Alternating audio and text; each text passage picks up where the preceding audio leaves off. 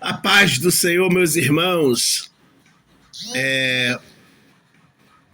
Deixa eu repartir uma grande vitória que eu recebi de Deus. Eu recebi de Deus uma grande bênção. Eu recebi uma cura espiritual, a cura da cegueira.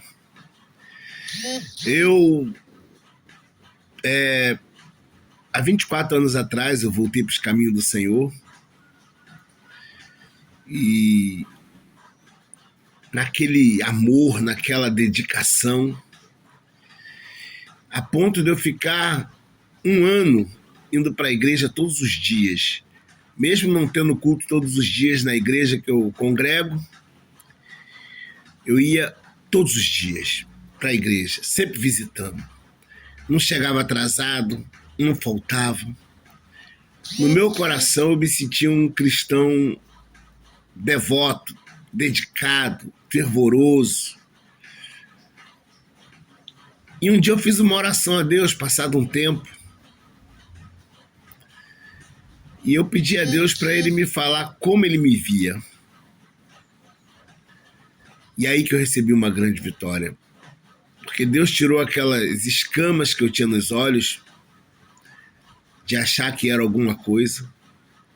E Deus começou a me mostrar uma pessoa que eu desconhecia, tão cheia de defeitos. E isso mudou tremendamente a minha vida. Tiago diz, em Tiago capítulo 4, versículo 9, diz: senti as vossas misérias, lamentai e chorai, e converta o vosso riso em pranto, e o vosso gozo em tristeza. E a melhor coisa que um crente pode fazer é conseguir identificar as suas misérias. Porque aquilo que há de melhor em nós, diante de Deus, não é nada. A minha justiça diante de Deus é, como diz a Bíblia em Isaías, é um pano de imundícia. Sabe o que é pano de imundícia?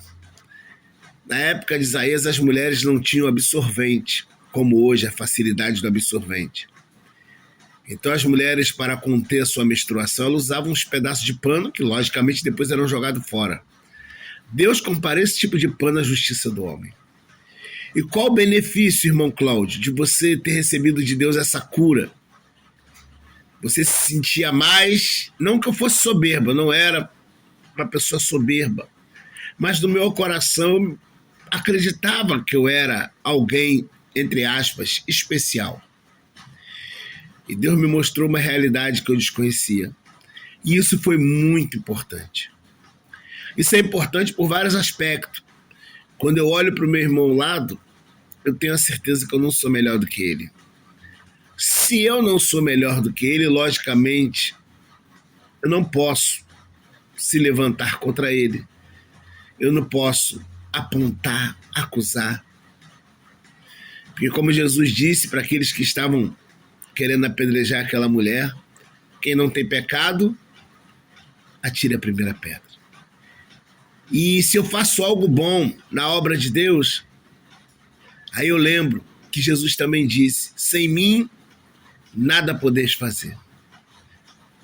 Então, tudo que eu possa fazer de bom, ainda assim não é nada diante de Deus. Então, você entender a sua miséria te ajuda no seu relacionamento com o seu próximo. Porque o conselho de Paulo, um conselho que poucas pessoas seguem na igreja, é Filipenses 2:3. Nada façais por contenda ou por vanglória, mas por humildade. Cada um considera o seu próximo superior a si mesmo. É uma coisa que poucos fazem. Considerar quem está aos lados maior do que si mesmo. E qual é o benefício disso? Que é muito mais fácil respeitar quem está acima de você do que quem está no mesmo patamar ou até mesmo abaixo. Eu vou falar a questão de hierarquia na igreja. Eu sou presbítero na igreja. Aí se o meu pastor dissesse para mim assim: presbítero Cláudio, Dá para você dar uma limpeza no banheiro? Tá sim, meu pastor, deixa comigo. Por quê? Meu pastor, hierarquicamente falando, está acima de mim na igreja. Agora, se um presbítero, igual a mim, que está no mesmo patamar, falar, dá para tu dar uma limpadinha no banheiro lá, irmão Cláudio? Será que eu não vou murmurar? Ué, já virou pastor da igreja? Por que não vai fazer? E se for um diácono, que na hierarquia da igreja está abaixo? Já pensou? Ué, isso é função do diácono, agora quer mandar em mim? Tá entendendo por que Paulo ensina que você tem que colocar todos ao seu lado, acima de você? Você respeita mais. Você pensa duas vezes antes de abrir a boca. Essa é a vantagem de você entender isso. Por isso que Jesus fala que aquele que quer ser o maior é o menor. Seja o menor, seja servo de todos. Então, que vitória Jesus me concedeu. Ah, irmão, mas não tem mérito nenhum do homem? Tem. O único mérito do homem é ter fé e clamar. Por que muitos têm uma vida espiritual rasa? Se é o mesmo Espírito Santo que atua na igreja. Porque a diferença é que alguns pedem a Deus e outros não. Essa é a diferença. A Bíblia diz: pedi e dar-se-vos-á.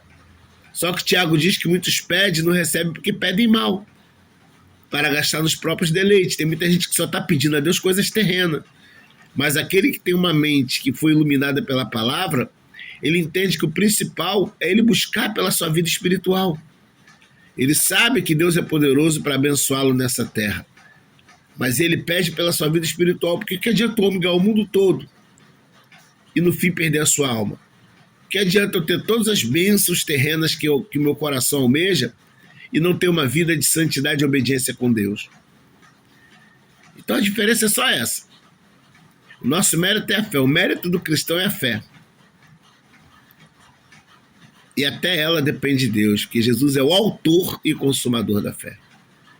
Então, seja humilde, respeite as pessoas, entenda que verdadeiramente nós somos, como disse Abraão, lá em Gênesis 21, nós somos pó e cinza. E qual o valor que tem do pó, da cinza? Quanto você pagaria num caminhão de cinza? Nada, né? Esse é o nosso valor. Sem Deus não valemos nada. E o valor que temos porque Ele decidiu nos amar. Então seja humilde. Vigie aquilo que se fala do teu próximo.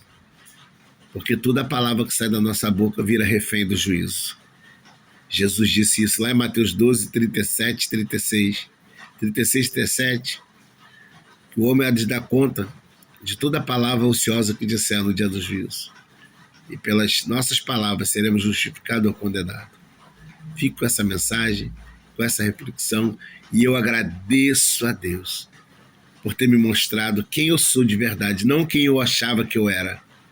Porque às vezes, como nós vemos, não é como Deus nos vê.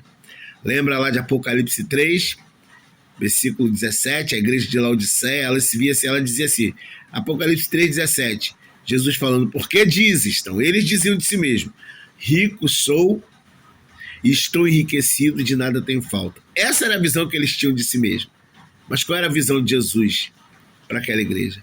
E não sabes que és um desgraçado, miserável, pobre, cego e nu. Fica essa palavra, Deus abençoe.